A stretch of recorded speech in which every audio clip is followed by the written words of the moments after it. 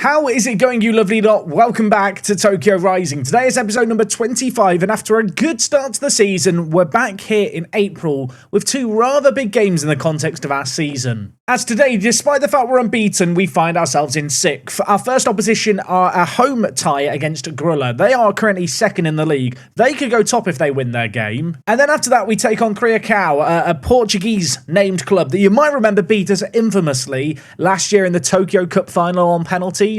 I want to get revenge on them in the league today. Things are hotting up in the J3, the team in 2nd and 3rd, our opposition today. We've made 5 transfers since last episode, 1 sale, 2. We'll talk about those and more right after the intro.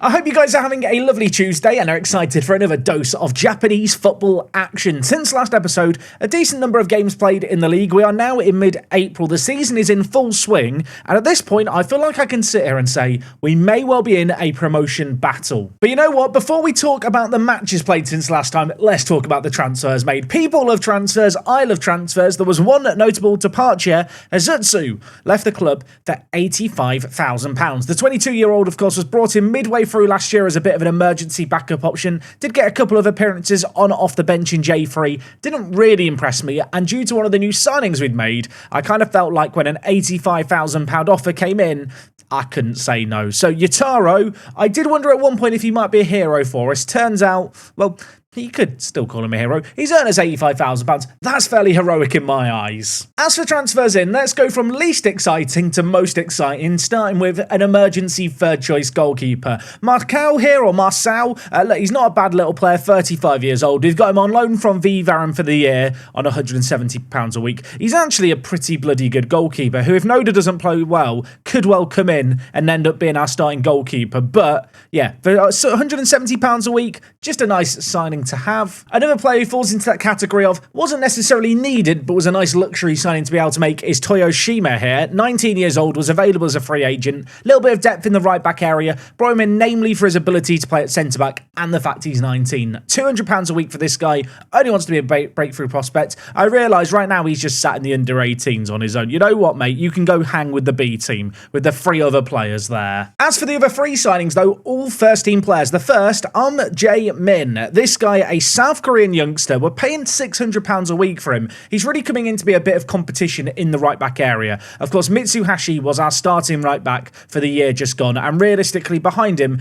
Kobayashi was the immediate backup, who at one point we were looking to sell. I feel like Jae-min here just offers a little bit of depth in that area. It's really nice as well. He can also play left mid and also can play centre mid in an emergency. So as a really versatile sub option to have, I feel like he's quite a nice fit. Yeah, the wages aren't the cheapest, but as a squad player, a lot to like here. He's on loan for the year. The next of our 3 big name signings, who are all foreign by the way, none of them Japanese, is Daniel Omarov. This guy is from Kyrgyzstan?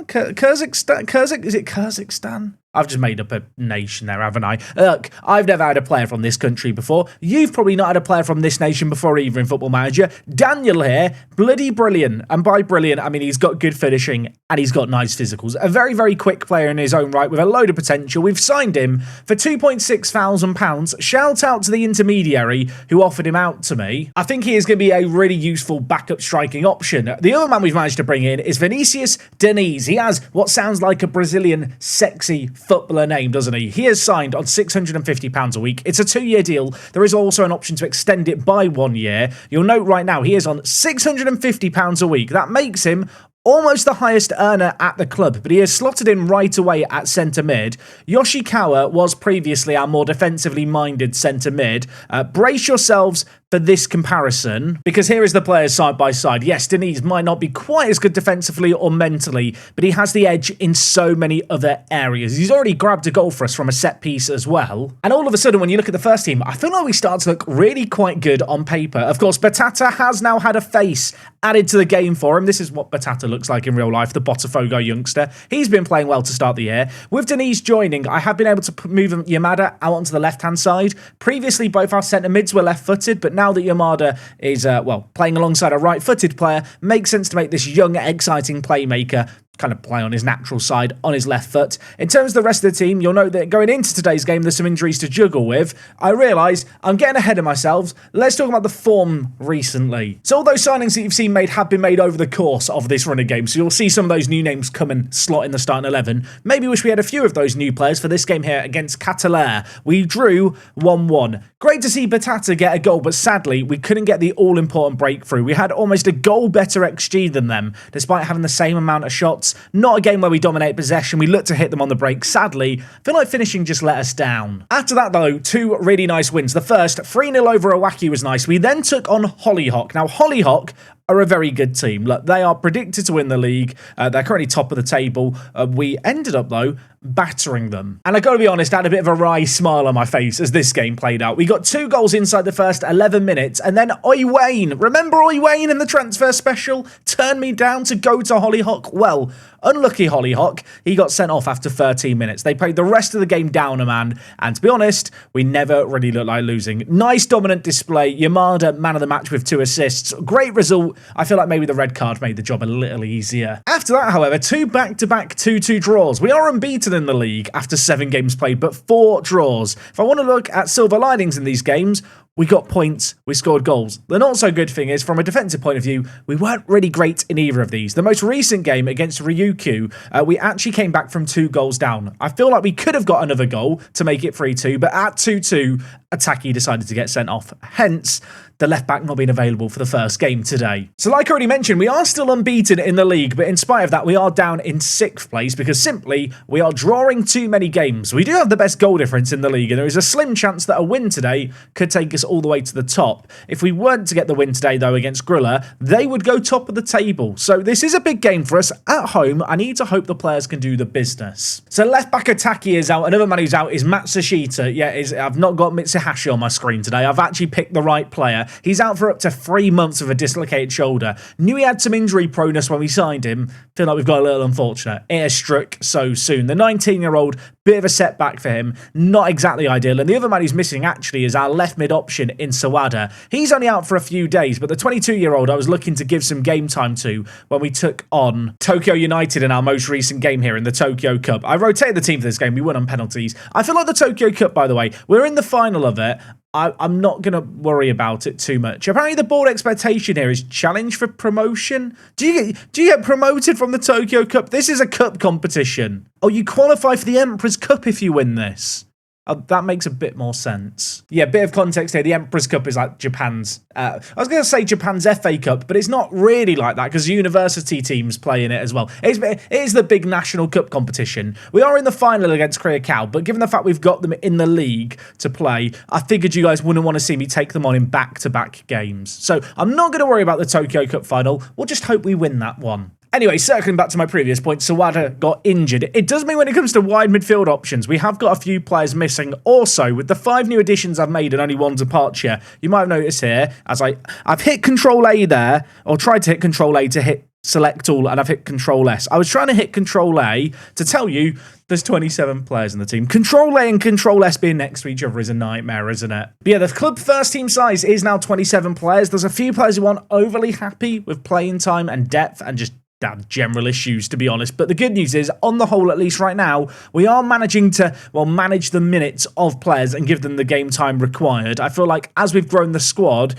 a few players have moved down in squad status. So far, none of them have kicked up a fuss. That is something to maybe just have on your radar, though. The first team is looking bigger all of a sudden. Anyway, today's first game today is against Iwate Gorilla Morioka. I hope I've said that correctly. It sounded good, didn't it? Their key man, for a bit of context here, is another goalkeeper. I feel like a lot of teams at this level just have goalkeepers as their key players. This guy's 19, model citizen personality, bloody good goalkeeper. If you're wondering, Jack, who's our current key player? It is Takagi. So it's going to be their goalkeeper against our star attacker today. Just speaking on Takagi, by the way, he's agreed to a new contract that kicks in at the end of the current year. It's a 4-year deal, but it also has an optional 3-year extension. He's essentially potentially signed a 7-year deal that kicks in at the end of the current year. This guy is technically now contracted at this club until he turns 30. That's bloody exciting. Naturally, at some point, we'll probably need to get rid of him or we'll get unhappy and try and force a move, but until that day comes, we're not going to worry about things. In terms of the starting 11 for today's game, there is a little bit of a shuffle going on at the back. Like I already mentioned, Ataki, our go-to left back, unavailable for today's game.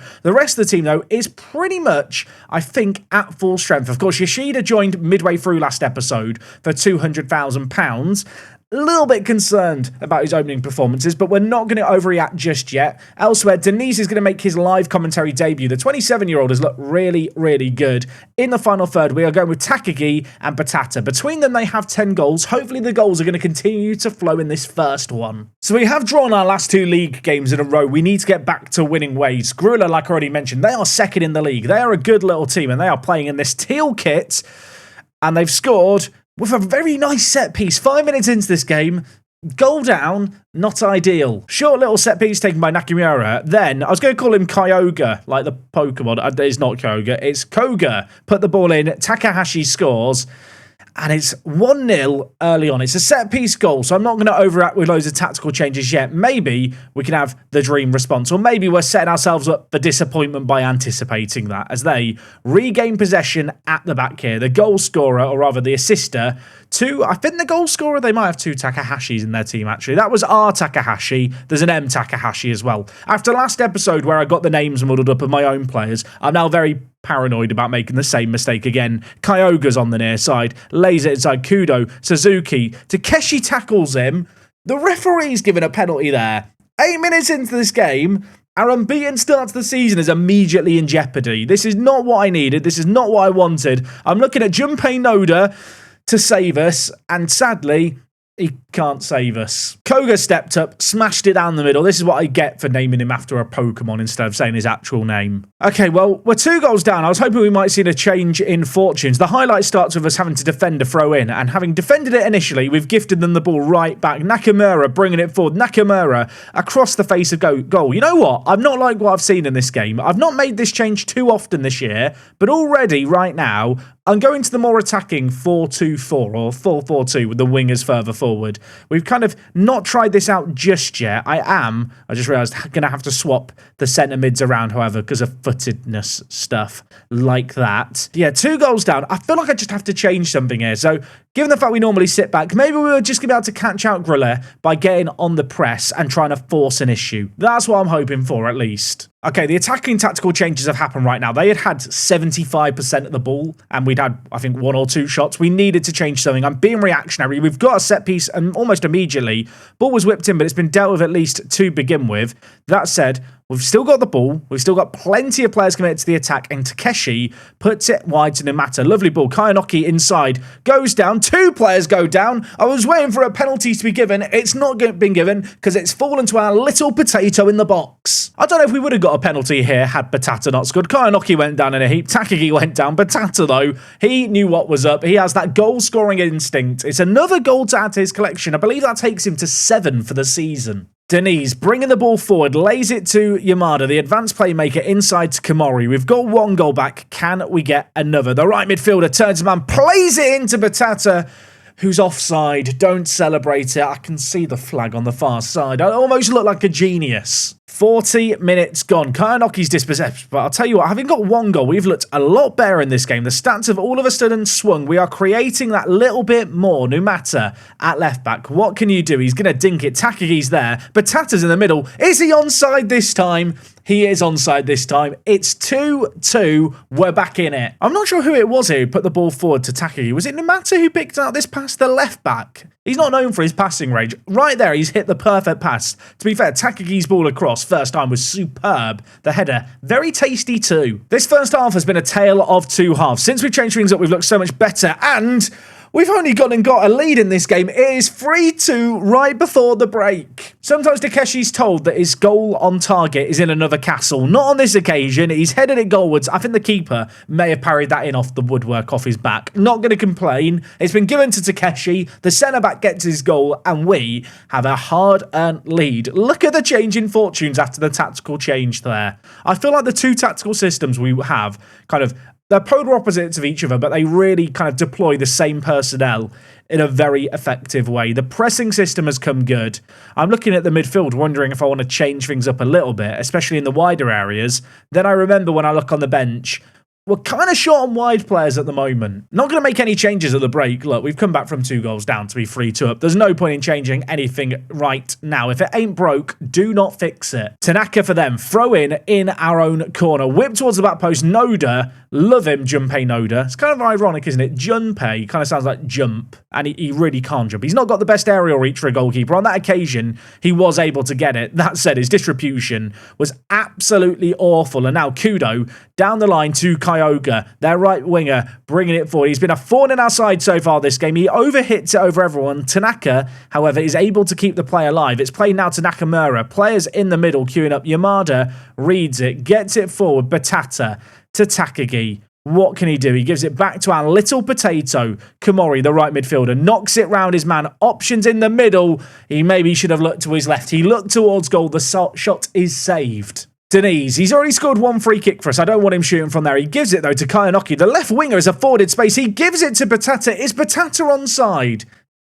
He's not onside. If he'd been onside there, that was the hat-trick, and I do feel a little bit sad for him. He went just a second too early, but I'll tell you what, in today's game, Batata looks lively, doesn't he? Neither centre-mid having the craziest of games today. You know what? This is a chance just to bring in some fresh legs. We're going to bring in Yoniyama to play as our deep-line playmaker, and then we're going back to the old faithful. Yoshikawa is going to go in as our more defensive midfielder. I feel like the nice thing with Yoshikawa is he can also play centre-back, so I can kind of have him on the bench as our centre-back backup, but also he can slide at centre-mid on days like today. Anyway, speaking of the devil, he's going to be involved in the play early as the ball's whipped in towards Kayanoki, headed away. Numata still has the ball for us, though. It's in a dangerous area. It goes through the middle. It may have nearly deflected in for an own goal. It was cleared off the line. The chance is going to fizzle out, and, well, for a moment I thought we were in danger of getting a red card. Can you tell I've been playing F1 Manager lately? Red flag. What would football be like if instead of cards, the referees had flags they waved on the pitch? Would that be better? I mean, completely irrelevant, isn't it? What a stupid question. There is 3 minutes left in this game. I'm trying to remind myself, it's only a 1-goal game. Like, as good as I feel about this game, as cool and composed as I may look on the exterior, I just want to make sure we get this result over the line. Takeshi heads it over, but surely that is going to be that. There is 80 seconds left on the clock. They're going to come and go, and truthfully, based on how well we played after the tactical changes, we absolutely deserve that result. Would have been very easy against the team in second at 2 goals down to crumble. Instead, we go to the top of the table. We're actually topping a 4-way tie. The league right now is very close. 7th to 1st, separated by 3 points. In fact, 10th to 1st, separated by 4 points. Yeah, the top half of the table are 4 points apart. As much as I want to sit here and be like, we're top of the league, let's not get carried away. It's too close for comfort. Batata picked up man of the match, by the way, with 2 goals to his name. The Brazilian forward looked really, really good in that one, and I'm going to hope he can continue that form into the next game. We are now 8 games unbeaten in J3. We ended...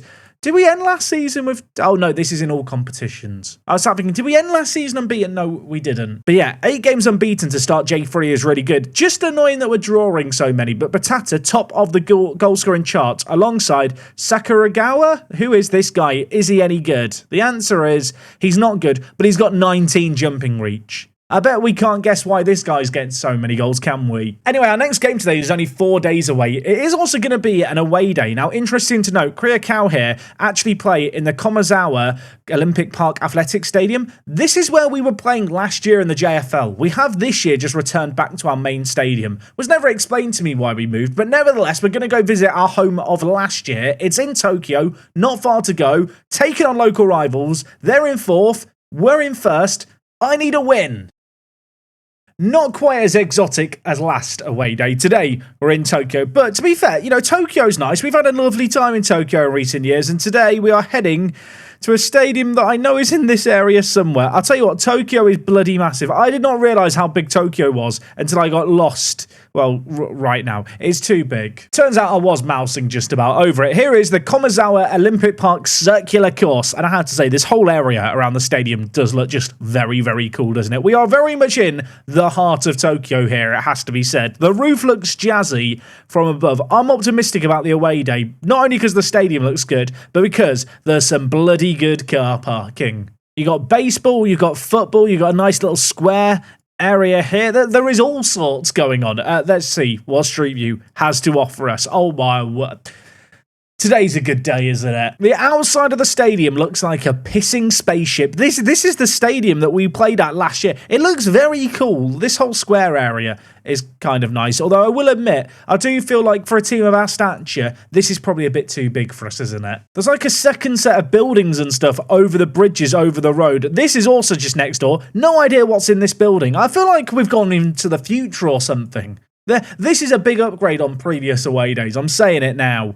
Also, cute dog. Cute dog gets bonus points. Is it wearing a coat? I think it is. Anyway, as for the stadium, oh god, please tell me there's options in the stadium. After all this hyping up, is there really nothing in it? This is the other side of the stadium, just if you were wondering. I am wondering what's in this building. Oh, it's a gym. I thought it was a restaurant based on the jazzy looking letters. Maybe that says a lot about how my brain works. I see jazzy signs. I don't think gym. I think food. I don't want to concern anyone. I don't know if we're going to be able to go in the stadium. I've already checked this dot here. I've not even included it in the video. It was not good. It's probably, and I hate to say it, it's probably going to be a Google Earth kind of day. I mean, there is step-free access to the stadium, but quite why someone decided to stand at this point to do a 360 photo and nowhere else around the stadium is anyone's guess. Before I go to Street View, I really want to know what this building next door is. It looked very cool from the outside, and the good news is there's dots on the inside. So let's go inside and... oh, it's basketball. I'll tell you what, didn't have basketball down on my bingo card of things we'd see today. These chairs look very comfy. Does seem like with Japanese away days, we don't get as much footage inside stadiums as in England, but there's a lot of footage of the surrounding areas. Here is the stadium itself. Kind of cool. I don't love the running track, but the colours are nice. At least the red and blue, it all matches.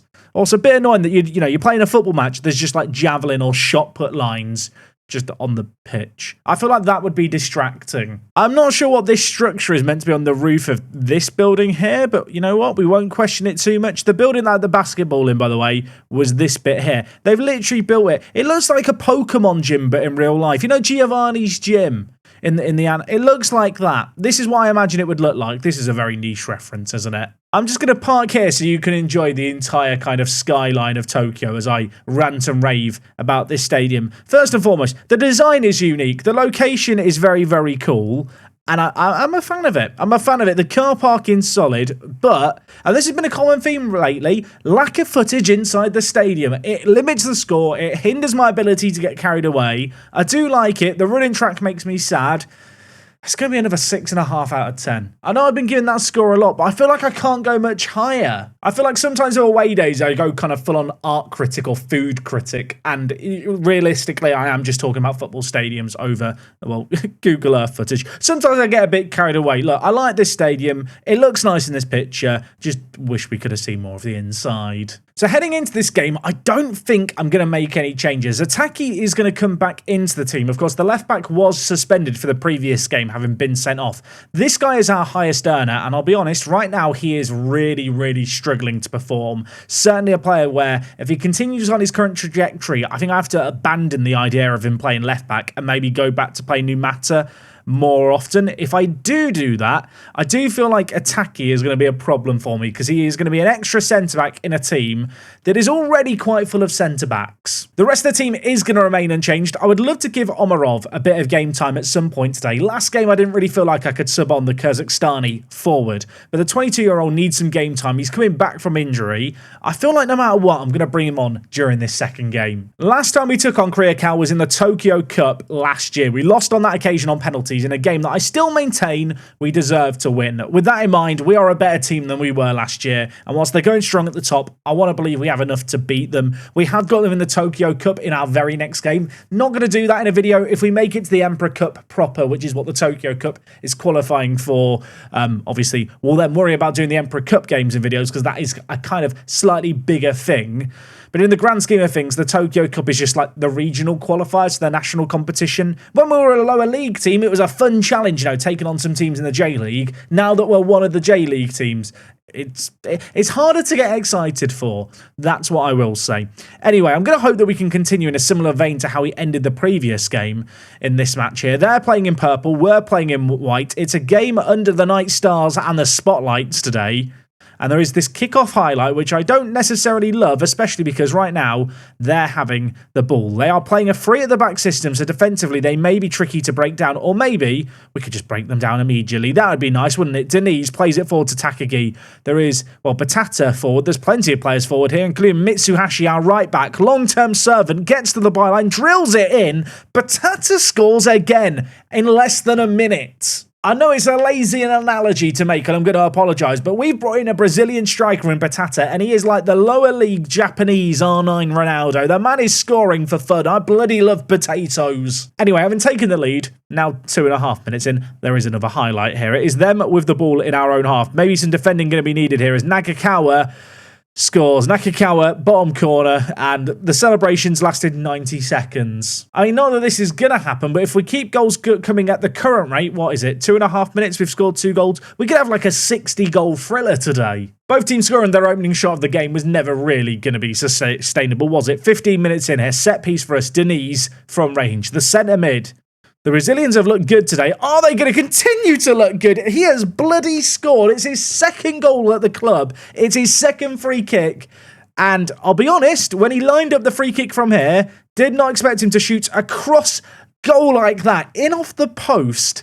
That is silly, isn't it? I feel like I need to check his free kick taking in a minute. I'll be honest, the free kick taking was not one of the ceiling factors by me signing the centre mid, but it might be one of the things that keeps him in the first team for the long haul. Mitsuhashi already has 1 assist, if I'm not mistaken. On this occasion, his pass is wayward, but Denise wins it nicely. Mitsuhashi now going to try and get to the byline and put it in somewhere. Kamori's there, dinks it, Takagi scores. We had some tricky games today. We navigated the first one. This one we've not had to come back from behind in, but we've shown some character in the early phases. There is 16 minutes played here. We've had 4 goals. I joked about there being 60 goals in this game. There still could be plenty more based on what we've seen already here. Nice to see Takagi finding the back of the net. If you were wondering with Denise, 9 free kick taken. Yeah, 9.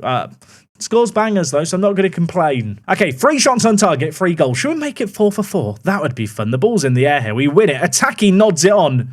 It's actually 4 goals. It's 4-1. This is revenge for them beating me in the Tokyo Cup final last year. These players remember it. Granted, of the goal scorers, only one of them played in that previous game. Batata, Denise, and also now Ataki. New kids on the block, new signings this year. They already know the Tokyo 23 vibes, don't they? We are 4-1 up here. Have to be honest, it feels a little flattering. Not going to complain, mind you. In somewhat predictable Football Manager action, having scored 4 goals inside the first 20 minutes, we've now gone another 20 without anything. Although Denise has a free kick, and I'm anticipating magic. I expect something to happen. That's not what I expected, but we have still got the ball. Kayanoki, options in the middle. Ataki scored another. He's onside. The left back's on for a hat-trick. Going into this episode, we had not won in 2 league games, and I was starting to think, are these draws going to cost us? Are they just a sign that defeats are on the horizon? Difficult games coming up. We look good. I was not expecting this. Okay, admittedly, that was one of the easiest half-time team talks I've ever had to do, or at least I thought that was the case. Imagine if they now come back in the second half after I've said that. They've got a chance here, so they switch the ball over onto their side. Saito for them gets out of his feet. The number 10 pulls it back. It's blocked off the line. Who was that blocked by? Who is our hero? I think it was Mitsuhashi. Indeed it was. Keeper's going to let that go as well. And it could have been 5-2. Okay, I've made 4 changes. We have decided to bring on Omarov for his live commentary debut. Naturally, at 5-1, I feel like I can make these changes. And even if we concede now, which we have, with 23 minutes left, I don't need to panic. I've got faith in the players. Of course, if they now go on to get another, I will be concerned. I felt like we had such a chilled out halftime team talk, made 4 subs, very casual, didn't even talk over the subs, didn't feel like I had to think about them. It was just a case of bringing in some fresh legs and bringing in youngsters like Yoniyama for game time. We've not managed to get a goal in the second half, which is a bit of a shame. We're losing the second half 1-0. Can we draw it level? No, but that header has just hit the crossbar. 3 minutes of added time at the end of this game. This second half not really been at the same tempo as the first, although it was rather unsustainable. It is going to be a 5-2 win here. Very happy with that one, and presumably with that result, we are still top. Looking at things, Hollyhock and Gruller still have to play. If they win those games, they will be even on points with us, but our goal difference is a step above pretty much everyone else in the division. Denise, by the way, man of the match. I do feel like this guy at centre mid is going to be a bit of a revolutionary signing for us. He is such a good player. If you're wondering, we picked him up on a free transfer after he was offered to us. When you look at his stats, been great so far. 2 goals, 2 assists, 7.46 rating for a centre mid.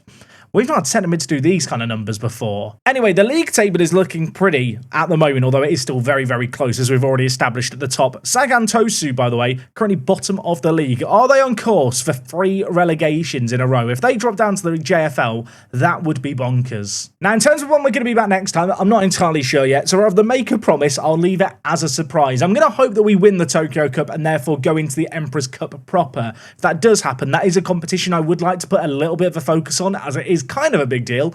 Could potentially be our first chance as well to take on a J1 team. If you have enjoyed today's video, go down below, leave a like. If you've got any thoughts on the transfers we've made today, also leave those down in the comments. Comments just help the algorithm. Leave a nonsense comment if you want. Let me know what you had for breakfast, and if you skipped breakfast, just say, I'm too hardcore for breakfast. There's your comment. It's not that difficult. Helps the videos a ton. Guys, we're back tomorrow. Thank you for watching. Take things easy. I'll see you on Wednesday for more. It's me, Jack, and I'm out.